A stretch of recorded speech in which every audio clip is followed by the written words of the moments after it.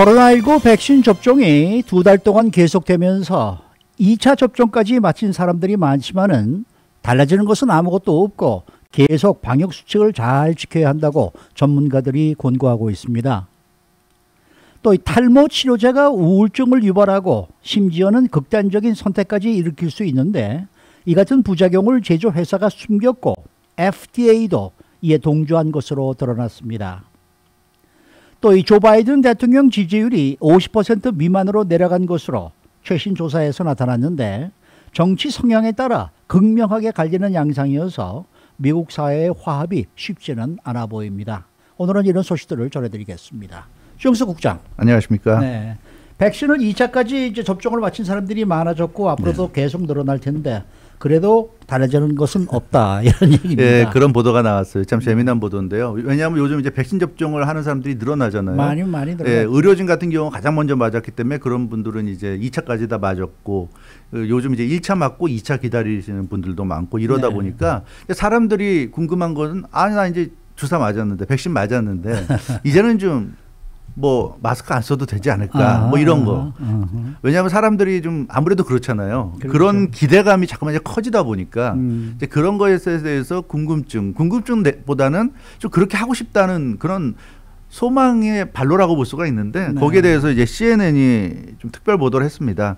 전문가들이 그런 어떤 그 여러 가지 질문에 대해서 대답을 하고 있는데 한마디로 얘기하면 달라지는 건 없다. 그러니까 백신을 맞는 건 하나의 예방 차원인 거지. 뭐 마스크 쓰고 사회적 거리 유지하고 게더링하면 안 되고 모든 건 다 똑같다 이렇게 얘기하고 있습니다. 네. 네. 그러니까 백신을 2차까지 맞더라도 접종을 하더라도 네. 마스크는 계속 써라 이 얘기예요. 그렇죠. 마스크는 반드시 써야 되는 거예요. 네, 네. 그러니까 백신을 2차까지 접종한 후에도 마스크를 계속 착용해야 하는 이유가 참 많은데요. 우선은 백신이 완벽하지 않다는 게 첫손에 꼽힙니다. 네. 화이자 바이오엔텍 백신이나 모더나 백신들이 임상시험에서 95%의 효능을 발휘하지 않았습니까? 그러니까 다른 식으로 표현하면 5%는 효능을 발휘하지 못한다는 얘기예요. 그렇죠. 근데 누구한테 5%가 갈지는 모르는 거예요. 그러니까 95%는 효능이 생기겠지만 네, 5% 정도는 효능이 생기지 않을 수 있다는 겁니다. 그래서 네. 전문가들은 백신을 2차까지 접종한 사람들, 맞힌 사람들 중에도 한 5% 정도는 확률상 코로나19 바이러스에 언제든지 감염될 수 있다는 거예요. 그렇죠. 예, 면역 체계가 작동을 안 해가지고 이제 그럴 수 있으니까 주의해야 된다. 근데 내가 95% 안에 들어가면 좋지만 운이 없으면 내가 5%에 포함될 수도 있는 거란 말이에요. 네, 네. 그렇기 때문에 백신을 2차까지 접종했다고 해서 마스크 안 쓰고 그냥 뭐 나는 내 마음대로 하겠다는 거는 굉장히 어리석은 일이고 굉장히 위험한 도박이라는 겁니다. 그렇기 네, 때문에 네. 안 된다는 얘기고요. 예를 들어서 이런 얘기를 했어요. 연방식품의약국 FDA는 피임약도 임신을 막을 수 있는 확률이 91%에서 최고 뭐 96% 사이기 때문에 여성들 100명이 피임약을 복용해도 한 평균 9명 정도는 임신을 한다는 얘기입니다. 네, 그러니까 네. 약이라는 게 완벽할 수 없다는 거예요. 그런 점을 반드시 명심해야 된다. 이렇게 전문가들은 강조하고 있습니다. 네. 네. 그리고 또 이 백신 접종 스케줄을 좀 꼭 제대로 지켜서 맞아라 이런 얘기도 있어요. 그렇기 때문에 접종 스케줄을 지켜야 되는 거예요. 네. 그러니까 전문가들은 사람마다 몸 상태도 다르고 면역력도 다르기 때문에 네, 네. 백신을 접종하고 나서 어떻게 면역 체계가 형성될지는 사실은 알 수 없다는 겁니다. 사람마다 다른데 그런 만큼 각 백신들을 1차로 맞고 3주나 4주 후에 2차를 맞아야 되는 게 정상적인 스케줄이잖아요. 네, 네. 그 스케줄, 정해진 기간에 반드시 맞으라는 거에 전문가들의 강력한 조언입니다. 그렇게 맞는 게 최상이란 얘기잖아요. 그렇죠. 파이자나 모더나나 임상시험 등을 통해서 그렇게 맞는 게 최상이라고 자신들이 결론을 내린 것이고 그러면 최상의 조건에 맞춰서 백신을 맞아줘야 그나마 최상의 어떤 효능이 발휘될 가능성이 높아진다는 얘기예요. 네, 그 조건을 맞춰주지 않으면 그만큼 최상의 효과가 나타나지 않을 가능성이 많다는 얘기입니다. 그렇기 때문에 그 조건을 지켜줘야 될 것이고 그래서 파이자 3주 후, 모더나 4주 후 맞는 거 반드시 잘 지켜야 될 것 같습니다. 네. 이 뭐 변이 바이러스가 지금 확산되고 있는 것도 또 이 마스크를 계속 써야 되는 것 중에 원인 중에 하나죠. 원인 중에 하나죠. 되죠. 예, 전문가들은 그러니까 최근 변이 바이러스가 지금 확산되고 있는데 백신 2차 접종까지 마치더라도 이 변이 바이러스 때문에 마스크는 계속 써야 된다 강조하고 있습니다. 그러니까 기존의 그 코로나19 바이러스에 대한 지금 백신이잖아요. 우리가 그 백신이 변이 바이러스까지 막아줄지 100% 개런티가 지금 안 되는 것이고 백신을 접종한 후에도 그렇기 때문에 마스크는 써야 된다. 그러니까 누군가로부터 비말이 날라와서 내 코나 입으로 들어갈 수가 있는데 그게 운이 없으면 변이 바이러스 비말일 수도 있고 그러면 심각한 문제로 발전할 수도 있다는 얘기입니다. 물론 지금 나오는 얘기 들어보면 영국발 변이 바이러스 같은 경우는 코로나19 백신으로 막을 수 있다고 지금 얘기들이 나오고 있지만 남아공 변이 바이러스는 기존의 코로나19 백신이 소용이 없다는 게 증명이 됐다. 이렇게 지금 CNN이 전문가들의 입을 빌려서 얘기하고 있습니다. 그래서 남아공 변이 바이러스는 코로나19 백신으로 못 막아요. 못 막기 때문에 마스크 써야 되고요. 앤토니 파우치 국립알레르기 전염병 연구소 소장도 그런 얘기를 했습니다. 기존의 코로나19 바이러스에 감염됐다가 회복된 사람들이 최근에 변이 바이러스에 걸리는 것으로 나타났다. 이거는 뭐 여기저기서 확인되고 있는 거거든요. 근데 아시다시피 코로나19 바이러스에 감염됐다가 회복됐다는 거는 항체가 형성됐다는 거잖아요. 바이러스라는 게 바이러스에 감염됐다가 회복되는 경우에는 사람 몸 안에서 그 바이러스에 대한 항체가 형성됩니다. 그럼에도 불구하고 변이 바이러스에 감염된다는 것은 이 지금 최근에 새로 생겨나고 있는 변이 바이러스들이 자연적으로 몸 안에서 형성되는 항체를 뚫고 들어갈 수 있는 능력이 있다는 얘기예요. 근데 그렇기 때문에 자연적으로 생겨난 항체가 변이 바이러스를 당해내지 못하는 것이 지금 입증됐다고 앤토니 파우치 소장은 얘기하고 있습니다. 그러면 백신은 인간들이 인위적으로 만든 항체인데 과연 이 백신이 얼마나 변이 바이러스에게 효과가 있을까? 그거는 뭐 장담할 수 없다는 얘기입니다. 그렇기 때문에 마스크 착용을 계속해야 되고 그나마 전혀 백신을 접종하지 않고 마스크 착용하는 것보단 백신 접종을 하고 마스크 착용하는 게 조금 더 안전할 것 같으니까 이렇게 하자는 거지. 백신 접종했다고 해서 끝나는 건 아무것도 없다는 얘기예요. 그러니까 반드시 그거를 생각하셔야 될 것 같고요. 뭐 그러면 그러면 백신을 왜 맞냐고 하는 분도 계실 수가 있지만 분명히 백신을 접종하면 조금 더 안전합니다. 그거는 뭐 말씀드릴 수 있어요. 그러니까 같이 마스크를 쓰는 건 똑같다 하더라도 우리가 그런 얘기를 했잖아요. 이제 이 코로나19가 완전히 다 없어질 리도 없지만은 어느 정도 이 시간이 지난 다음에는 이 마스크는 항상 쓰고 있어야 될지도 모른다라는 얘기를 저희가 여러 번 했었지 않습니까? 그러니까 접종하더라도 이 마스크는 꼭 쓰시기를 바라겠고요. 오늘 아침에 이 뭡니까 CNN에서 이런 얘기를 했어요. 그 백신 접종을 받으면은 카드가 나오는데 그 카드를 또 자랑스럽다고 자기 SNS에 또 이 카피를 올리거나 이러지 말아라. 거기에는 이름과 뭐 생년월일 뭐 여러 가지 그 인포메이션이 들어가 있기 때문에 또 신분 도용이 될 수도 있다. 그러니까 절대로 이 SNS에 나는 접종을 받았습니다. 그리고 그 카드를 올리지 말아라. 근데 이제 그것도 초반이니까 그렇고요. 이제 사람들이 많이 맞고 있기 때문에 이제는 그런 게 별로 그렇게 이슈가 될 수도 없는 거고요. 나만 맞는 게 아니라 모두가 다 맞고 있으니까 이제는 그런 사람도 거의 없을 것 같습니다. 자, 그런가 하면은 말입니다. 이 탈모 치료제가 우울증을 유발하는 것으로 드러났고 또 이 치료제를 만든 회사가 이러한 문제가 있다는 것을 알면서도 숨겼다. 이것이 확인이 되면서 지금 논란이 또 일고 있어요. 논란이 되고 있어요. 지금 탈모 때문에 고민하시는 분들은 아마 다 아실 만한 프로페시아라는 그 탈모 치료제, 널리 쓰이고 있는 탈모 치료제인데 이 프로페시아가 우울증을 유발하고 심지어 극단적인 선택, 그러니까 뭐 자살까지 하게 만드는 그런 심각한 부작용을 초래할 수 있다는 사실이 드러났는데 그거를 제조사가 알면서도 숨겼다는 것 때문에 더 지금 문제가 되고 있습니다. 로이터 통신이 보도했는데요. 프로페시아 부작용 관련한 지금 소송이 벌어지고 있는데 뉴욕 브루클린에서 브루클린 연방법원에 제기됐는데 어제 그 내용을 보도한 겁니다. 그래서 그 로이터가 연방법원에 제출된 그 소송장 내용을 입수해서 보도했는데 그 내용을 보면 이 탈모 치료제 프로페시아 제조회사인 머크가 그 최소 2009년부터 그러니까 벌써 한 11년 전이죠.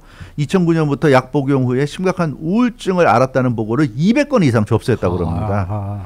그렇지만 이 미국의 제조회사인 이 머크는 심각한 우울증과 극단적 선택과 관련한 보고 사례들이 너무나 적다. 그러니까 이 프로페시아를 복용하는 사람들에 비해서 200건 정도면 굉장히 아주 극히 일부고 또 구체적이지도 않다는 이유를 들어서 아무런 후속 조치를 취하지 않은 것으로 드러났습니다. 근데 이게 지금 그 탈모 치료제 제조 회사뿐만 아니라 이걸 감독해야 될 식품의약국 FDA마저도 알면서도 지금 묵과한 것으로 좀 드러나서 사실 그게 제가 볼 때 가장 큰 문제인 것 같아요. 뭐 제조사는 뭐 여러 가지 이유로 그렇게 할 수도 있다고 생각을 그 사람들이 숨기고 싶겠죠. 네, 근데 적어도 FDA가 그런 걸 바로 잡아줘야 되는데 문제는 FDA도 결국 한통속이었던 것으로 좀 드러나고 있는데, 그러니까 머크는 프로페시아 부작용 관련, 그러니까 이렇게 부작용이 있으면 그렇다고 해서 탈모 치료제를 아예 없앨 정도는 아니고 지금까지 나오는 상황을 볼 때 최소한 이런 부작용이 있습니다라는 거를 알려야 되는데 그런 이제 경고 문구를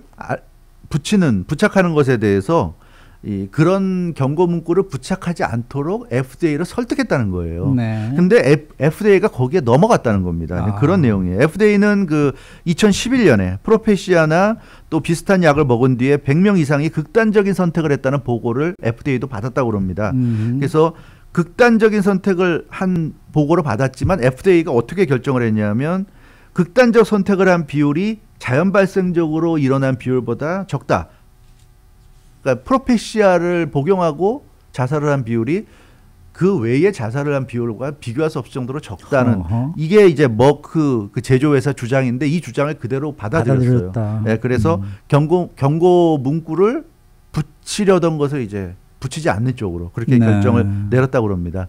그래서 이게 참 FDA가 이런 식으로 한다 그러면 도대체 누굴 믿어야 하는 건지 이런 점이 큰 문제가 되고 있어요. 이 프로페시아에서 지금 문제가 되는 성분은 피나스테라이드라는 성분인데요. 이 성분은 남성 탈모 원인인 그 디하이드로 테스토스테론이라는 그 특별한 호르몬 분비를 억제하게 함으로써 탈모를 막는데요.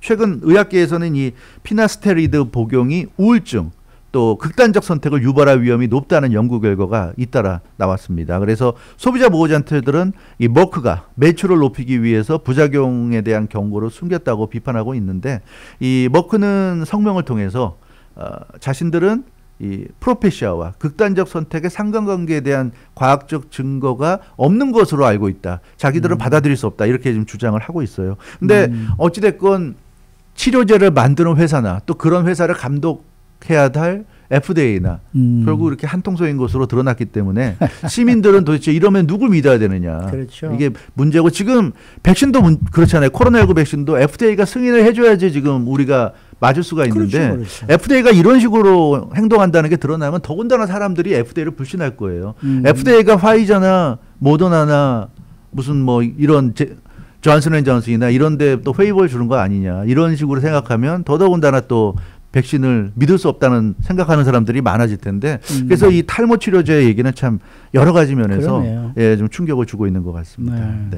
근데 그 탈모 치료를 위해서 먹는 약은 아니죠. 이 저 전립선 약으로 먹는 약들이 그게 또 탈모를 막아주는 효과가 있다 그래서 그 드시는 분이 많은 것 같더라고요. 그런 뭐 사이드 이펙트, 사이드 쪽으로 이렇게 효과가 있어서 말이죠. 뭐 그런 분들도 많이 있다고 그러더라고요. 자, 가장 최근 여론조사에서 조 바이든 대통령 지지율이 상당히 낮은 것으로 지금 발표가 됐습니다. 그렇습니다. 좀 의외인데요. 지금 뭐 취임한 지 얼마 안 됐잖아요. 그런데도 조 바이든 대통령 국정 지지율이 50% 밑으로 내려갔습니다. 그러니까 이 여론조사가 실시된 시점을 보면 취임 후 약 한 10여일 만에 50% 밑으로 내려갔는데, 이 여론조사 전문 기관이라고 할 수 있는 퀴니펙 유니버시티가 어제 발표한 내용인데요. 새로운 여론조사 결과 조 바이든 대통령 지지율이 49%, 그래서 50% 밑으로 하락했다고 합니다. 이 퀴니펙 유니버시티 여론조사는 지난달, 그러니까 1월 28일부터 이달 2월 1일까지 5일 동안에 걸쳐서 진행된 결과고요. 발표는 이제 그 결과 분석해서 어제 발표가 이루어졌는데, 조 바이든 대통령을 지지하는 사람들이 49%, 지지하지 않는다는 사람들이 36%, 그리고 잘 모르겠다, unsure가 16% 이렇게 나타났습니다. 근데 내용적으로 보면 또 정치적인 분열, 또 사회적인 분열이 굉장히 심한 것 같아요. 심각한 것 같아요. 왜냐하면 민주당 지지자들은 10명 중에 9명이 지지했는데요. 글쎄 말이야. 공화당 지지자들은 단 11%만이 지지했으니까 거의 10명 중에 1명 정도만 지지했고요. 무당파, 인디펜던트 유권자들도 지지율이 44%에 그치니까 뭐 공화당, 민주당은 뭐 아직 극과 극이고 무당파도 좀 절반이 안 되는 것 같습니다. 지지율이. 이런 거 보면 참 사회적으로 많이 미국이 분열돼 있구나 알 수 있고요. 여성들의 경우에 58%가 조 바이든 대통령을 지지했고요. 남성들은 38%만이 조 바이든 대통령을 지지해서 이 남녀 차이가 굉장히 심한 것으로 나타났고 네. 조 바이든 대통령을 지지하지 않는다는 여성들은 27%, 지지하지 않는다는 남성들은 45%, 무당파 36%. 그래서 네. 확실히 남녀도 확연하게 갈리는 것으로 나타났습니다. 그래서 조 바이든 대통령은 민주당 성향 유권자들 또 여성들의 지지를 받는 반면에 공화당 성향 유권자들 또 남성들로부터는 매우 낮은 지지를 받은 데 그쳤습니다. 그 무당파 유권자들도 지금 보면 44% 뭐 이 정도니까 조 바이든 대통령에 대해서 임기 초반이라는 걸 감안한다면 상당히 좀 무당파 유권자들도 좀 냉정한 것이 아닌가 이렇게 좀 보여지고 있고요. 이번 여론조사를 진행한 퀴니펙 유니버시티의 팀 말로이 분석가는 조 바이든 대통령의 현재 지지율에 대해서 솔리드하다 이렇게 평가했습니다. 솔리드한데 그렇지만 새 대통령들 대부분이 취임 초기 지지율이 매우 높은 것에 비하면 그렇죠. 조 바이든 대통령 지지율이 스펙타클러하지는 않다. 솔리드하지만 스펙타클러하진 않다 이렇게 분석했는데요. 네. 이 팀 말로이 여론조사 분석가는 조 바이든 대통령이 취임하자마자 경제 회복 그리고 코로나19 팬데믹 타개 이 대단히 어려운 두 가지 태스크를 동시에 지금 처리해야 되는 상황이기 때문에 네, 이것을 네. 동시에 처리하면서 일정한 성과를 내야 하는 굉장히 그 어려운 지금 그 도전에 직면해 있다고 얘기하고 있습니다. 네, 그래서 네. 다른 대통령들에 비하면 취임하면서부터 굉장히 어려운 일을 처리해야 되는 또 성과를 내야 되는 상황이고 그러다 보니까 소위 얘기하는 허니문 이런 기간이 거의 지금 없다 이런 얘기고요. 조 바이든 대통령 지지율을 보면 취임식이 열린 지난달 그러니까 1월 20일쯤에 나온 전국적인 여론조사들 평균치가 약 한 54% 정도였는데 그 후 한 10여일 만에 49%니까 한 5% 정도가 내려갔습니다. 물론 이건 또 여론조사 기관에 따라 좀 다른 것 같아요. 뭐 MSNBC라든가 이런 데서 조사한 걸 보면 뭐 58%도 나오긴 하는데 이 퀴니펙 유니버시티 같은 경우는 여론조사 전문기관이고 가장 최근에 그래도 좀 굉장히 그 표본도 다양하게 해서 진행한 것으로 보이기 때문에 우리가 참고할 만할 것 같습니다. 참고로 보면 바락 오바마 전 대통령 같은 경우 2009년 1월 지지율이 60%대에 달했는데 역시 그 워낙 인기가 높았던 대통령이었고요. 조지 W 부시 전 대통령과 빌 클린턴 전 대통령 경우에도 50%대 후반이었는데 이 트럼프 대통령 4년을 지나면서 퀴니펙 유니버시티 그런 분석을 했어요. 극단적으로 지지층과 비판층을 나눠가지고 국정을 운영한 트럼프 대통령 시대 4년을 거치면서 미국 사회 분열이 굉장히 심해진 것으로 보인다. 이제 이런 분석을 하고 있습니다. 네. 네, 조 바이든 대통령이 지금 뭐 나름대로 열심히 지금 그 국정을 일을 수행하고 있는데 아무튼 앞으로 갈 길이 좀 쉽지는 않아 보입니다. 글쎄 말입니다. 네. 수고 많으셨습니다. 주영석 국장이었습니다.